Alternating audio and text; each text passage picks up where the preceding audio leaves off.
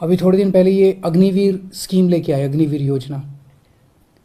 अग्निवीर योजना जब लेके आए तो कहा गया कि अग्निवीर योजना लाने की ज़रूरत इसलिए पड़ी क्योंकि सैनिकों का जो पेंशन का खर्चा है, सैनिकों का जो पेंशन का बिल है, वो इतना ज़्यादा बढ़ गया है कि केंद्र सरकार उसको बर्दाश्त नहीं कर पा रही।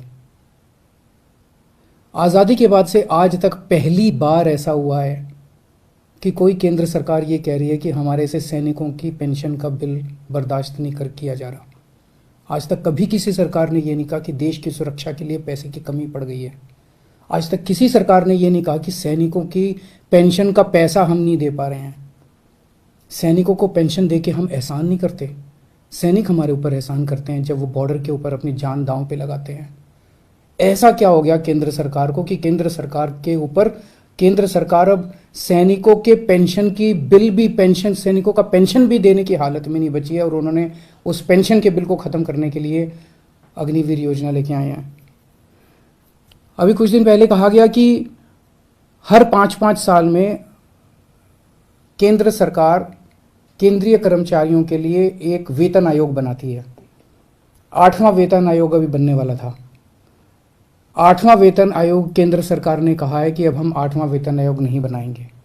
8वां वेतन आयोग क्यों नहीं, हर 10-10 साल में बनता है। 8वां वेतन आयोग क्यों नहीं बनाएंगे? कह रहे हैं कि हमारे पास पैसा नहीं है, पैसे की कमी है। केंद्र सरकार के पास अपने केंद्र के कर्मचारियों का वेतन बढ़ाने के लिए भी पैसा नहीं बचा। कहाँ गया केंद्र सरकार का सारा पैसा? ऐसा केंद्र सरकार की इतनी बुरी क्या हालत हो गई है कि केंद्र सरकार के पास अपने कर्मचारियों को जो हर बार बढ़ाया जाता था, वेतन आयोग बिठाया जाता था, वो भी नहीं बिठा रहे। मनरेगा, देश के गरीब से गरीब आदमी जिसके घर में कुछ भी नहीं होता, उस व्यक्ति को सरकार साल में 100 दिन की दिहाड़ी का पैसा देती है। 100 दिन का काम देती है और फिर 100 दिन का पैसा देती है दिहाड़ी के हिसाब से। केंद्र सरकार कह रही है हमारे पास वो पैसा भी नहीं है देने के लिए। पिछले साल के मुकाबले इस साल उस पैसे में 25% की कटौती कर दी गई है।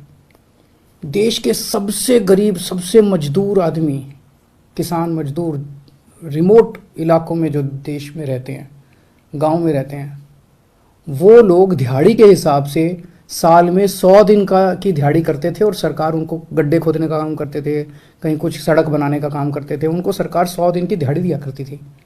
उसमें भी कटौती कर दी गई है। सरकार कह रही है पैसा नहीं है। केंद्र सरकार जितना टैक्स इकट्ठा करती है देश भर से, उसमें से एक हिस्सा राज्यों को देती है। अभी तक ये था कि 42% उस टैक्स का हिस्सा राज्यों को देना होता था। पिछले कुछ वर्षों में ये भी घटा के 29-30% कर दिया गया है। राज्यों को जो पैसा केंद्र सरकार देती है उसकी भी कमी कर दी गई है। कह रहे हैं पैसा नहीं है। आखिर गया कहाँ केंद्र सरकार का सारा पैसा? 2014 में जितना टैक्स इकट्ठा करती थी केंद्र सरकार, उससे तो दुगना तिगुना टैक्स इकट्ठा और आज की डेट में ये सारा पैसा जा कहाँ रहा है? आज़ादी के बाद से आज तक 75 साल मना रहे हैं हम आज़ादी के। पहली बार एक गरीब आदमी की गेहूं और चावल के ऊपर टैक्स लगाया गया, खाने पीने की चीज़ों पे टैक्स लगाया गया। कभी नहीं लगाया, किसी सरकार ने नहीं लगाया। सबसे क्रूर चीज है ये। एक बिल्कुल गरीब आदमी, एक भिखारी जिसका कुछ नहीं होता, वो भी मार्केट से जब गेहूं और चावल अब खरीद के लाएगा, उसको उस पर टैक्स देना पड़ेगा। किसी सरकार ने इतना क्रूर कदम नहीं उठाया था। गेहूं पे टैक्स लगा दिया, चावल पे टैक्स लगा दिया, गुड़ के ऊपर टैक्स लगा दिया, शहद पे टैक्स लगा दिया, छाछ पे टैक्स लगा दिया, लस्सी पे टैक्स लगा दिया, दही पे टैक्स लगा दिया, पनीर पे टैक्स लगा दिया। क्या जरूरत पड़ गई? क्या ऐसी क्या हालत हो गई केंद्र सरकार की कि गरीब से गरीब आदमी के खाने के ऊपर टैक्स लगाने की नौबत आ गई, जो आज तक 75 साल में कभी नहीं हुआ था।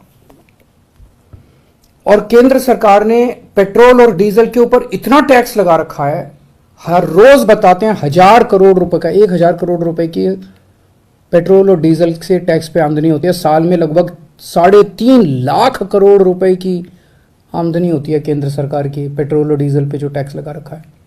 कहाँ गया ये सारा पैसा?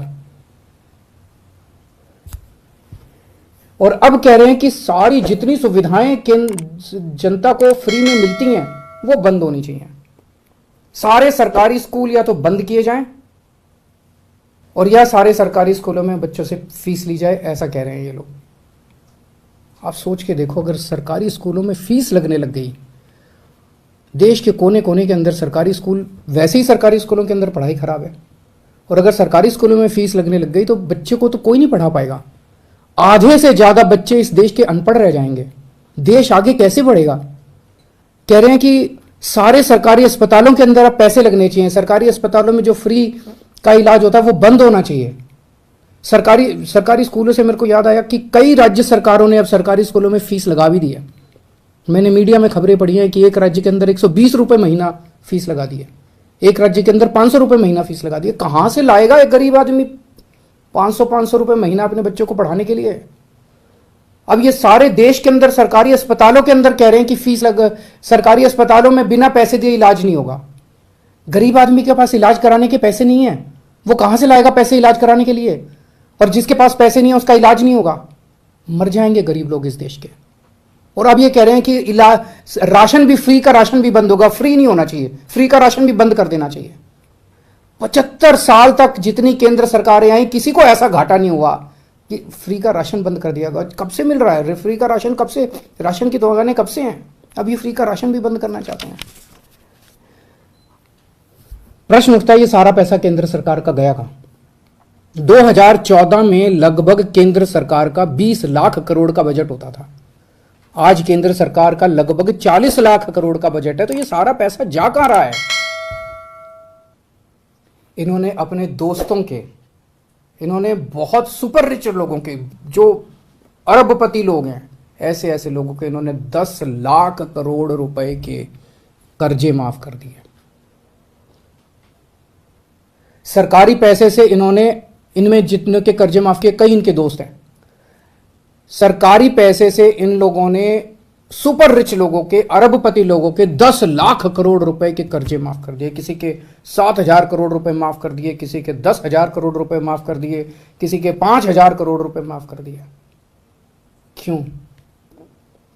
अगर ये कर्जे माफ नहीं किए जाते, इतने करोड़ों करोड़ों हजारों लाखों करोड़ रुपए के अगर कर्जे माफ नहीं किए जाते, तो इनको खाने पीने की चीजों के ऊपर टैक्स लगाने की जरूरत नहीं पड़ती। अगर ये लाखों करोड़ों रुपए के कर्जे माफ नहीं किए जाते, तो आज इनके पास सेना के जवानों की पेंशन देने के लिए पैसे की कमी नहीं पड़ती। अगर इनको ये लाखों करोड़ रुपए के कर्जे नहीं दिए जाते, तो इस तरह की देश की हालत नहीं होती।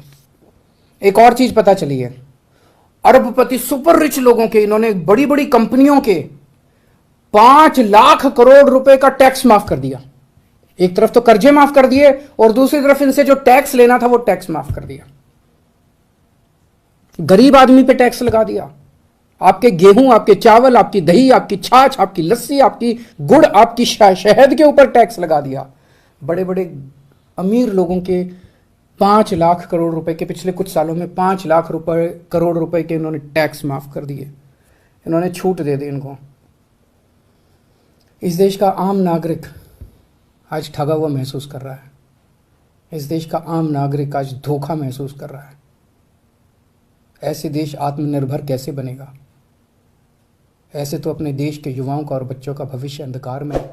अगर ये देश कुछ चंद लोगों के लिए चलेगा, अगर सारा सरकारी पैसा कुछ चंद लोगों पे उड़ाया जाएगा, तो देश आगे कैसे बढ़ेगा?